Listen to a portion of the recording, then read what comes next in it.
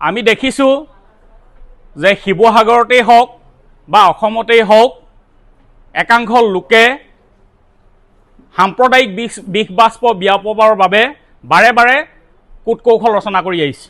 আজি কেইমাহমানৰ পূৰ্বে শিৱসাগৰৰ ইউনুছ তামুলী নামৰ ব্যক্তিজনে সাম্প্ৰদায়িক বিষ বাষ্প বিয়পাবৰ চেষ্টা কৰাৰ কাৰণে তাইপাকে ধৰি বহুকেইটা সংগঠনে শিৱসাগৰ সদৰ থানাত এজাহাৰ দাখিল কৰিছিল আৰু সেই এজাহাৰ ভিত্তিত আৰক্ষীয়ে কৰায়ত্ব কৰি তেখেতক জেললৈ নিক্ষেপ কৰিছিল। কিন্তু দেখিলোঁ কিছুদিন পূৰ্বে তেখেতে জেলৰ পৰা ওলাই আহিয়ে পুনৰ একেধৰণৰ কাম কাজ আৰম্ভ কৰিছে।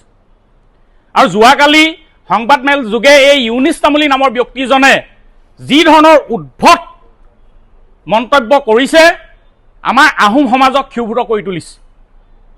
আমি ক্ষুব্ধ হৈছোঁ আৰু ৱাৰ্ণিং দিছোঁ, এনেধৰণৰ উদ্ভট কথা নকবৰ বাবে আমি ইউনুছ তামুলীক আমি ৱাৰ্ণিং দিছোঁ। আৰু কোন অদৃশ্য শক্তি বলত এনেধৰণে উভতগুৰে নাচিছে সেই কথাটো অতি শীঘ্ৰেই স্পষ্ট ইউনুছ তামুলীক কৰা উচিত, নহ'লে আমি এই ক্ষেত্ৰত উপযুক্ত কাৰ্য ব্যৱস্থা আমি গ্ৰহণ কৰিব লাগিব। বাৰে বাৰে বাৰে বাৰে একেখিনি কথা ক'ব আৰু কালি কৈছে যে তেওঁ হেনো আহোম। ইয়াত আমচু নামৰ যিটো আমচু সংগঠনে NRC বিৰোধিতা কৰিছিল, অসম চুক্তি বিৰোধিতা কৰি জন্ম হৈছিল, সেই আমচু সংগঠন ইয়াত খোলা মানুহটোৱে আজি তাৰিখত নিজক আহোম বুলি ক'ব পৰা হ'ল।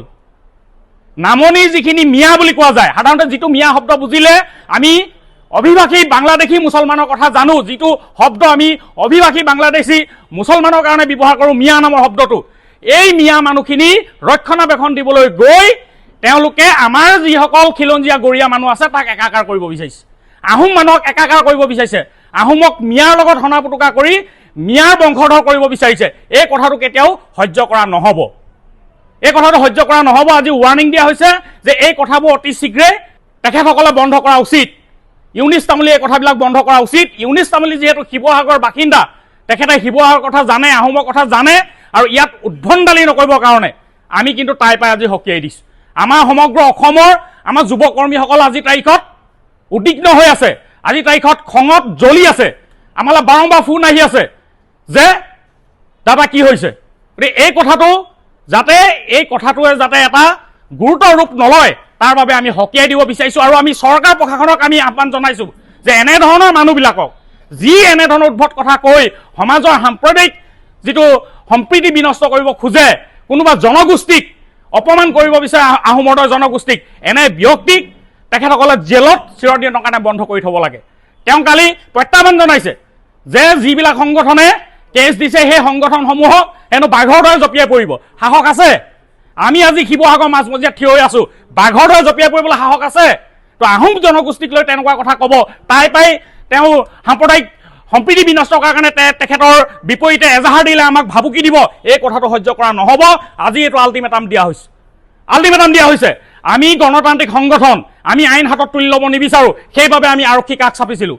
কিন্তু আৰক্ষীয়ে গ্ৰেপ্তাৰ কৰি পুনৰ কিয় তেখেতক মুকলি কৰি দিলে, কিয় তেখেতে কঠোৰ ব্যৱস্থা গ্ৰহণ নকৰিলে, আজি আমি প্ৰশ্ন তুলিছোঁ আৰু আহ্বান জনাইছোঁ যে এনেধৰণৰ ব্যক্তিক চিৰকালৰ কাৰণে জেলত ভৰাই থ'ব লাগে, নহ'লে আমি গণতান্ত্ৰিক সংগঠনবিলাকে হয়তো আইন হাতত তুলি ল'ব আমাৰ কোনোবা কৰ্মীয়ে। আমি কিমান কৰ্মীক বাধা দি ৰাখিম, আমি কিমান আমাৰ যুৱ কৰ্মীক যিসকলে জাতিৰ কাৰণে কাম কৰিছে কিমান কৰ্মীক আমি বাধা দি ৰাখিম। গতিকে সেইকাৰণে আমি আহ্বান জনাইছোঁ চৰকাৰক যাতে এই কামবিলাক যাতে অনাগত দিনত নহয় তাৰ বাবে কঠোৰতম শাস্তি, দৃষ্টান্তমূলক শাস্তি হ'ব লাগে।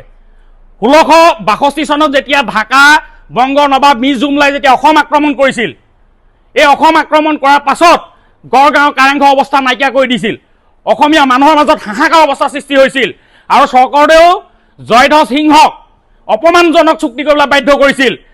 এগৰাকী আহোম ৰমণীক তেখেতসকলে লৈ গৈছিল মোগল হাৰেমলৈ, আৰু সেই অপমানজনক চুক্তিৰ পাছত জয়ধ্বজ সিংহই যেতিয়া কাৰেংঘৰলৈ আহিছিল, সকলো বিষয়াই তেখেতক কাৰেংঘৰত সোমাবলৈ মানা কৰিছিল, কিন্তু তেখেতে মৰমৰ কাৰেংঘৰটো যেতিয়া সোমালে, যেতিয়া মূল দুৱাৰখন খুলি দিলে, দেখিলে যে তাত যি ধৰণৰ অৱস্থা হ'ল সেই মৰমৰ ৰাজকাৰেঙৰ, জয়ধ্বজ সিংহ স্বৰ্গদেউ হাতীৰ পিঠিৰ পৰা তলত পৰি গ'ল। গতিকে সেই বংগৰ, সেই ঢাকাৰ নবাবৰ, সেই যিখিনি সতি সন্ততি আজি মিয়া, সেই মানুহখিনি প্ৰতিনিধি হৈ আজি উজনি অসমৰ কোনোবা খিলঞ্জীয়া পৰিয়ালৰ ল'ৰাই আমাৰে আহোম সংগঠনক আহোম জনগোষ্ঠীক অপমান কৰিব, এইটো কেতিয়াও সহ্য কৰিব পৰা নহ'ব। তেখেতে আমাৰ বহু খিলঞ্জীয়া পৰিয়ালে গৰীয়া জনগোষ্ঠীলৈ মুছলমান ধৰ্ম গ্ৰহণ কৰিছে, এইটো ইতিহাসে জানে আৰু আমি সকলোৱে সমিল মিলে আছোঁ। কিন্তু তাৰ লগত এই মিয়াখিনিক মিলাই আহোমক যিটো অপমান কৰিব লৈছে, মই মিয়াৰ ৰক্ষণাবেক্ষণকাৰী আহোম বুলি ক'বলৈ যিটো ইয়াত ধৃষ্টতা প্ৰদৰ্শন কৰিছে, ইয়াক সকীয়াই দিয়া হৈছে।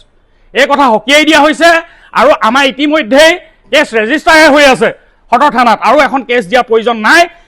কঠোৰতম শাস্তি দিবৰ কাৰণে আমি চৰকাৰক আহ্বান জনাইছোঁ। অন্যথা আমাৰ যুৱকৰ্মীসকল উত্তেজিত হৈ আছে, যিকোনো মুহূৰ্তত যিকোনো ঘটনা ঘটিব পাৰে, তাৰ বাবে কিন্তু চৰকাৰ দায়ী হ'ব, টাই আহোম যুৱ পৰিষদ কেতিয়াও দায়ী নহয়।